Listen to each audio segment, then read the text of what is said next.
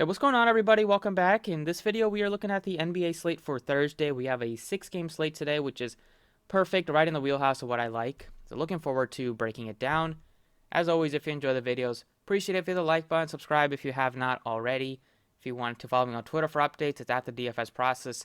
You can check out the website if you want to join, link is in the description. Yesterday is not good for NBA after we had a great day the day before. Hopefully we can get right back on track today with this 6-game slate. Looking forward to breaking it down. Right now at the prize picks board, they haven't put in a lot of their props, so I don't feel right now the only game is the one of the worst ones to target, which is the Rockets against the Jazz. So I'll have my prize picks out on Twitter, so you can check them out. I'll post them once they have the board updated and you have a lot more options to pick from. But if you want to try out prize picks, you can use my promo code process for a deposit match of up to $100. And let's get started with the point guard plays today. Luka Doncic is $11,000. Porzingis left last game with a back injury. He's currently questionable, but knowing Porzingis, I would not be shocked if he doesn't play today, which would make Luka so much of a better play. We all know the upside that he brings even with Porzingis, but without Porzingis, his usage rate goes up, his rebounding rate goes up, his shot attempts will go up. Everything takes a little bit of a bump for a player that already has such high rates across the board. That Luka would be one of the best options to pay up for. Curry's at 10-9. He's fine as well. Lou Dort kind of wrapped him up a little bit. Didn't let him get a lot of shots off. He only got 14 shots off. Normally you're looking at 20 plus from Curry. Ja Morant is 96. Finally had a semi-down game. They lost, I believe, last night. Yeah, they lost by 20 points. He was still solid. Almost had a triple-double, but he had 9 turnovers. 96 is still a pretty high price tag. I'm kind of looking to get to Luka or Steph Curry instead. Trae Young at 94 against Washington. It's a good spot. At a decent price tag. Normally you're looking at like 40s or 50s out of Trae Young. Not my favorite stud, but I think I probably like Ja Morant more than Trae Young. Only $200 difference. Like Morant's doing everything right now. And then Donovan Mitchell against Houston. He's almost 9K. I just never pay $9,000 for Donovan Mitchell when he still has Mike Conley playing with him. He still has Clarkson, Bogdanovich, Ingles. Until some of those guys are out, I just don't see. Or until Mitchell's price tag comes down, I'm just not going to be able to get up to him. DeJounte Murray on the other side is only $8,800. His price tag went up by $1,500, so his price tag is too high at this point. He had a triple-double. They're going to be without Doug McDermott for a couple games, but I can't pay $88 for DeJounte Murray. That price tag is too high. I look to his teammate, who's only $6,500, or $6,300, Derrick White. Like, they should not be separated by $2,500. Then you have Lonzo, Dinwiddie in the 7K range. Both are fine. Like, Lonzo's okay, Dinwiddie's fine, but I don't like Dinwiddie playing with Beal at 7K plus.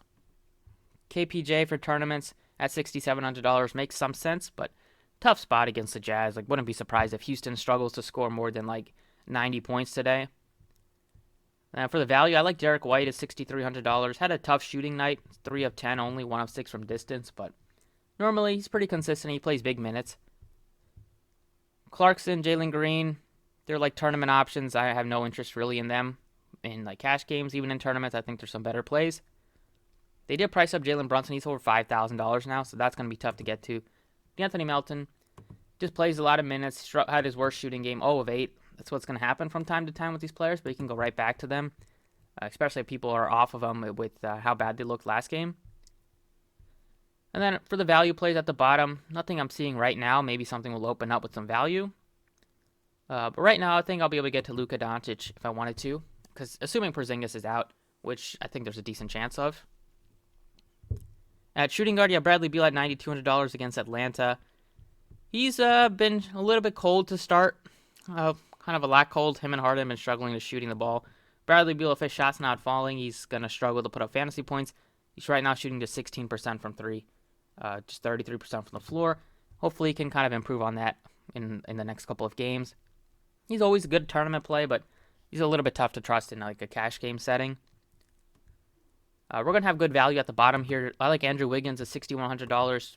Still playing around 31 minutes. Kind of they've been keeping him right at that number.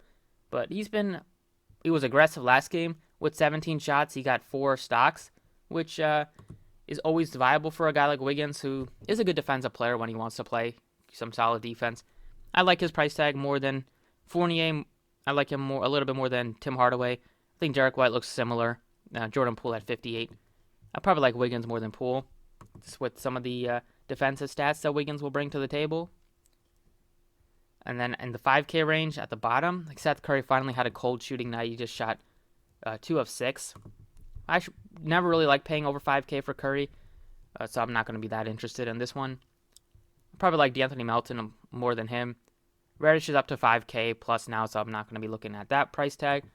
The Spurs are not going to have Doug McDermott, so you're going to see most likely Lonnie Walker, or maybe they want Keita Bates-Diop, but one of the two. But I'm assuming Lonnie Walker because he's a young player, part of their future. I like him at only 47. He should jump into the starting lineup, or at least get like good minutes off the bench. Lonnie Walker looks like a great play, and then they also priced up Devin Vassell. He's priced up to $4,200 now, but I still like him because without Doug McDermott, he's going to have a solid role off the bench. You're going to be looking at close to 30 minutes out of him off the bench, maybe even get into the closing lineup if he's playing really well, like he did last game. Kevin Huerter's only 45, so he makes sense for tournaments. And all the way at the bottom, that's basically like the main guys to look at. Iguodala's been playing some minutes off the bench, but there's some better like value plays than Iguodala on a 6-game slate. Small forward, DeRozan is 76. He's the most expensive player at the position. We have Saddiq Bey at 68. If there's no Jeremy Grant again, then Saddiq Bey looks like a good option, even though 7K almost for Saddiq Bey isn't the most appealing. I'd probably like getting down to like Wiggins or getting down to RJ Barrett against Chicago. His minutes are very secure. He's still having to play with a lot of offensive-minded guys, so he might not get like all the shots off that you want him to. But the price tag is still good enough to where he's going to hit value a lot of nights. Bojan is questionable, so that will change some things up. If he's out, then Clarkson will look a little bit better. Conley will look a little bit better. Mitchell will look a little bit better.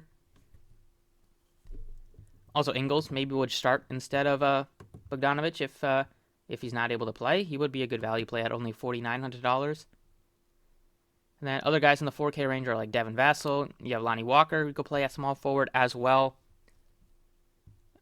3K range, you're looking at maybe like Denny Avdija if looks like they might not have Gafford today, so he will get some decent run off the bench. Alec Burks is only 37. He makes sense for tournaments. And then that's the main pieces here. Moving on to power forward. At the top end, it's Julius Randle is 95. Tobias is 87. So Tobias Harris's price tag is getting up there. Unless Embiid happens to sit today, I'm just not going to pay 87 for Tobias, even though he almost had a triple-double last game. I like Julius Randle to bounce back against Chicago. He should be able to have some success in that front court matchup here. Gives you monstrous upside. He's dropped 60-plus in 2 of 4 games. Porzingis is questionable. Jeremy Grant's questionable. If there's no Jeremy Grant, then Kelly Olynyk would be a great play at 58. He'd start once again. And we know what Kelly Olynyk can do. You can hit some threes, stretch the floor a little bit, get some rebounds. Like that price tag on Olynyk. John Collins is only $6,300. He was in foul trouble last game, but he's been pretty solid for them at this price tag in this matchup against Washington. Maybe they decide to hold like Clint Capella or like Gallinari or some of these other guys out for rest today, which would make John Collins look even better. Keldon Johnson really struggled last game. Only played 23 minutes. I don't know if he got hurt at the end of the game or if they just kind of sat him because he wasn't playing well. But 2 of 10. He did get the free throw line 8 times. Normally you're going to see 30-plus minutes out of Keldon Johnson in a close game. Didn't happen last game. Sucked because that game went into overtime and a lot of the starters played 40 minutes. But you can go right back to him if you wanted to. He still leads, or is one of the leading players on the team in usage rate. It came down a little bit from last game, but still looking at a 20+% usage rate out of Keldon Johnson. And without Doug McDermott, without one of their forwards, you'd think that Keldon Johnson would get more of a role in the offense. So hopefully he plays better today. I think he might even get less ownership if people are not going to be that interested. Kyle Anderson is fine for tournaments at that price tag. And then all the way at the bottom, I don't know if Gallinari will play on a back-to-back. Did he play last night? Yeah, he played last night, first game, so I wouldn't be surprised at all if he sits. Moving on to center, you have Christian Wood at 84. Tough spot against Gobert. I like Gobert today, 83 against this Houston front court. He could absolutely eat here. Wouldn't be surprised if he has a monster double-double. I like Randle at the top end. Good value plays in John Collins, Kelly Olynyk if there is no Jeremy Grant. That would also benefit Isaiah Stewart to get more center minutes to himself. Steven Adams really struggled last night. Was in some foul trouble. Only played 18 minutes. So, I mean, I wouldn't mind going right back to him against the Warriors here. But I think Montrezl Harrell would be the best play. He's $5,300. Gafford left the game yesterday. I don't think he'll play today. Harrell went on to drop 45 fantasy points. Played 38 minutes. Normally, Harrell's a great fantasy point per minute guy. So if he's given that run, you'd expect him to be able to produce. So tough not to like Harrell right now, unless Gafford happens to play. And then for value plays all the way at the bottom, they did price up. Jakob Poeltl. He's over 7K now, 71. It's still a good play, but that price tag is getting up there. He had his career high in points last game with 27. He was really balling out there. Moving on to the guard position, we have some of the value picks at the bottom, like Andrew Wiggins. I don't mind at 61. We have Mike Conley if there's no Bogdanovic. He looks pretty good at that price tag. And then Kemba finally had a good game, but I don't know how much I can trust some of these Knicks guys. Played 28 minutes, dropped 38 fantasy points. But they have Derrick Rose there. If Kemba's struggling to hit his shots, he has shot over 50% from 3 so far. So it's been really getting saved with that production. Scrolling down a little bit in the 6K range, I like Derrick White, 63. I like Wiggins, and I like Conley a little bit. Looking at Derrick White for right now. Don't mind the matchup against the Mavs here. I think this game can be one that you can stack up both sides of, especially with the injuries on the Spurs side. And then if Porzingis is out, you're going to get some good value on the Dallas side with not only Luka just getting more production out of him, but you'd see like Maxi Kleber be a better value play. You'd see like Tim Hardaway get some more shots off and maybe even benefit like Dorian Finney-Smith. But Derrick White coming off of just a 3 of 10 game. He's still been getting good assists, still has a good usage rate. And I think he will get good minutes today, especially without Doug McDermott. Just a little bit smaller of a rotation for them. Keita Bates-Diop will get more run, but White, if you get like 34, 35 minutes out of Derrick White, that's going to be a great value at that price tag. And then I'm going to go back to Andrew Wiggins for now, 61. Maybe we'll get some more news on the slate, but I don't mind the price tag on Wiggins. Good. It should be like $6,400, $6,500, especially until Klay Thompson is back. He still hasn't done much in the peripheral stats. Like, you can do a little bit better with the rebounding, maybe a little bit better with the assists, but you know he's going to be taking around like 15 shots a game, at least double-digit shots, hopefully close to 15 plus.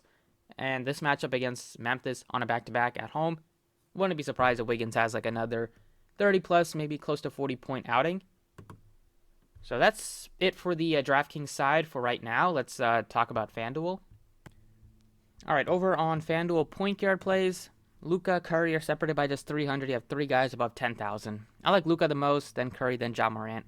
Trae Young looks a little bit better based on his price tag at 9K. But right now I'm just not that interested in Bradley Beal compared to the other guys at the top end. And then you have Donovan Mitchell looks a lot better on FanDuel at 83. Same price tag as DeJounte Murray.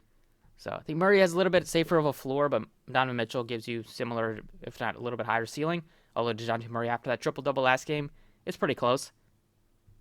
Sub 7K, you have Derrick White at a good price tag, $6,500.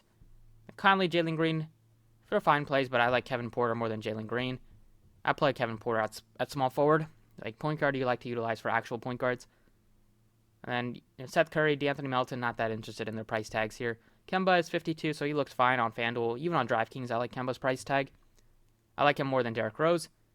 And Jalen Brunson is almost 5K on FanDuel. I'm not that interested in that price tag. I'll be looking to get to Luka Doncic. Assuming there's no Porzingis, hopefully we get that news.